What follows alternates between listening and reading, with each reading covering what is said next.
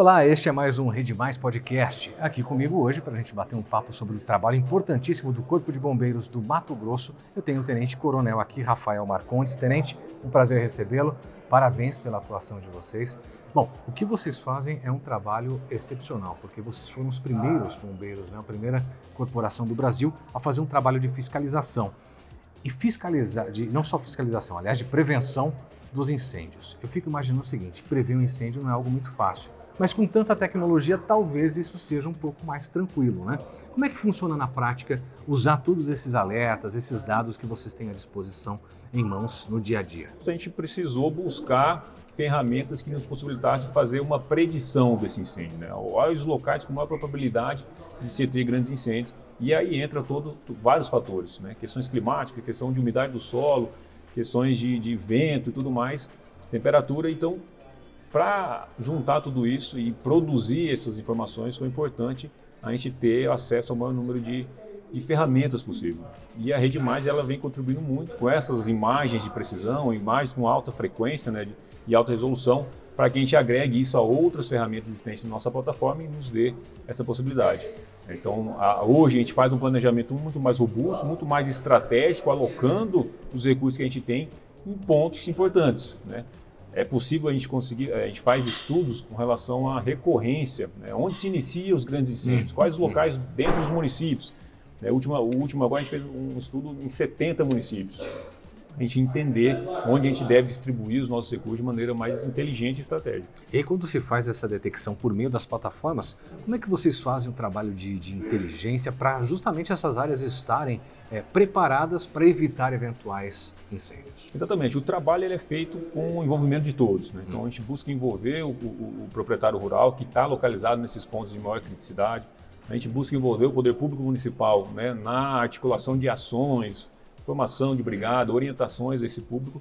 Então é um trabalho bem completo que pega todas as fases, né? A fase de prevenção, a fase de preparação, onde existem os treinamentos, a fase de resposta em si, para que a gente tenha equipes, instrumentos de resposta posicionados estrategicamente, e também a responsabilização, né? Fazendo todo o trabalho de fiscalização, de punir realmente quem comete esse tipo de ilícito, e aí dessa forma também esse trabalho ele tem uma repercussão na questão da prevenção, que a gente acaba diminuindo a incidência desses incêndios nessas localidades. O Coronel falou de uma questão muito importante, que é o tamanho do estado, mas além do tamanho, vocês têm um desafio em comum, que são os 3 biomas diferentes, né? Pantanal, Cerrado e Amazônia. Como fazer com que esses 3 biomas sejam monitorados de forma eficaz? É um cruzamento de dados violento, eu imagino, né? Exatamente, né? São biomas com características muito diferentes, Exato. Biomas que estão adaptados ao fogo, como é o cerrado, biomas que são extremamente sensíveis ao fogo. Então, as ações e as estratégias elas precisam ser diferentes, e para isso a gente precisa de informação. A gente precisa ter estudo, a gente precisa ter levantamento de dados, a gente precisa ter isso, e isso tem que ser municiado com frequência, né? Evolui muito rápido, a dinâmica ela é muito acelerada, e a gente precisa então, né, de algo, né, de tecnologia que nos permita fazer essa avaliação em tempo quase real. Olha, é desafiador. Agora eu fico imaginando o seguinte, vocês também devem fazer um trabalho de parceria ou inteligência com as outras forças de segurança. Porque afinal de contas ali a Polícia Militar faz também um trabalho de fiscalização contra o desmatamento ilegal, que muitas vezes é o que provoca. A gente sabe que alguns incêndios são provocados por pessoas que desmatam. Como é que funciona essa arquitetura de parcerias ali com forças de segurança? Então, na verdade, o trabalho de integração dentro do Mato Grosso, que inclusive acabou muito bem divulgado, principalmente até pela secretária que teve hoje presente aí, é um trabalho que serve de exemplo aos estados, né? A integração ela não está só entre os órgãos de segurança pública. Dentro do Mato Grosso existe um comitê estratégico que trata o desmatamento e incêndio florestal, que é presidido pelo governador do estado.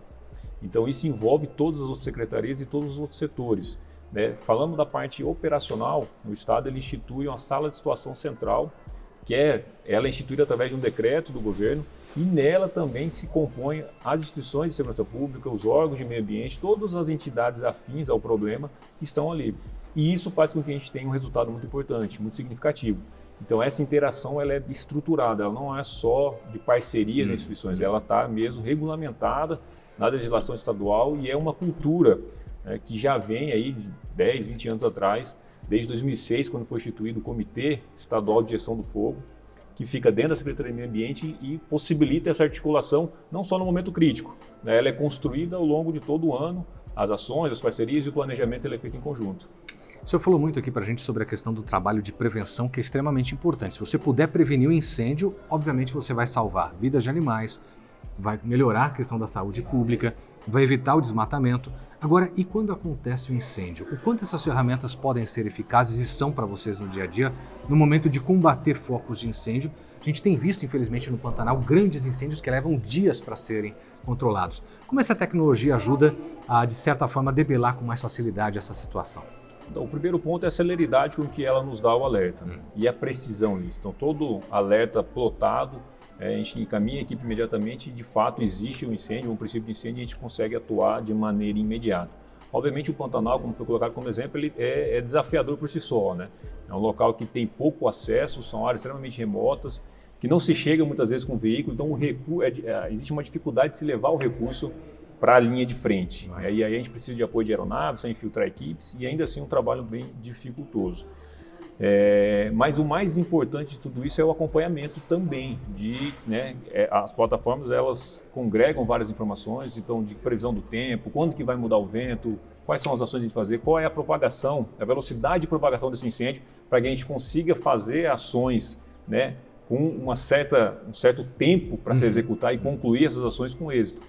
Então isso tem feito a diferença nessas ações, ainda que em cenários desafiadores a gente tem tido bons resultados. Um exemplo disso foi o ano passado, né, em 2024 as projeções climáticas mostrou que foi um ano, talvez, pior condições climáticas dos últimos 4 décadas, e todas as projeções mostravam que o Pantanal, por exemplo, ia queimar muito mais do que os anos anteriores, inclusive que 2020 foi os grandes incêndios. E graças a essas ações, né, que foram feitas de forma imediata e todo o planejamento estruturado e integrado, principalmente, a gente reduziu em 50% a área queimada no Pantanal comparado com 2020, mesmo em condições mais críticas e condições muito piores. Isso fez com que, inclusive, o índice do Pantanal nacional como um todo, né, somando Mato Grosso e Mato Grosso do Sul, também reduzisse.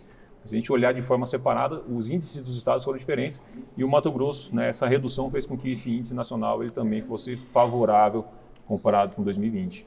Nós já estamos numa proximidade com um período de seca, né? Em alguns lugares já é um período de seca. Como é que está a previsão para esse ano e o quanto essa tecnologia já está sendo utilizada para planejar cenários para evitar essa catástrofe que a gente tem tido nos últimos anos? Exatamente. Assim, como a gente tem biomas diferentes, também essas ações elas são planejadas de forma diferente. Para se ter ideia, hoje no Pantanal de Mato Grosso já foi decretado o período proibitivo, que é o período em que aquelas licenças para uso do fogo, né, que exige, né, é permitido o manejo de água pastoril desde que é autorizado, elas ficam suspensas.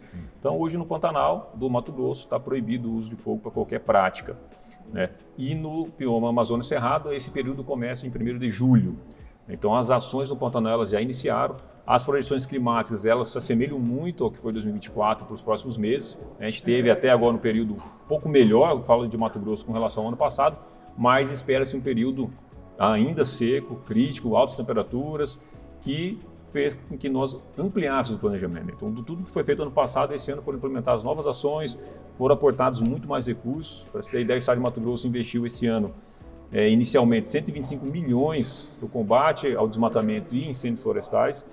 Então, a gente continua se preparando e essas plataformas nos dão esse subsídio, né? Por que o período no Pantanal é decretado diferente dos biomas? Justamente pelas condições climáticas, são diferentes, né? Hoje, esse período ele é definido justamente quando as condições climáticas indicam que é arriscado o uso do fogo para manejo, ele pode virar um grande incêndio. A essa altura, Tenente, nem dá para imaginar fazer essa programação, esse planejamento sem essa tecnologia toda, né? É algo que não faz tantos anos que vocês têm à disposição, mas no passado era muito mais difícil ter tamanha previsibilidade, né? Exatamente, né? Além da previsibilidade, a gente consegue fazer o acompanhamento, né? A gente consegue acompanhar, por exemplo, nesse período, né, que ainda é permitida a queima, a gente fiscalizar as queimas ainda que autorizadas. Se elas estão sendo feitas dentro da área que foi de fato autorizada a ser feita, ou se o proprietário está usando aquela liberação para queimar outras áreas além do que foi permitido, e a gente consegue fazer isso remotamente através do cruzamento de dados com as plataformas.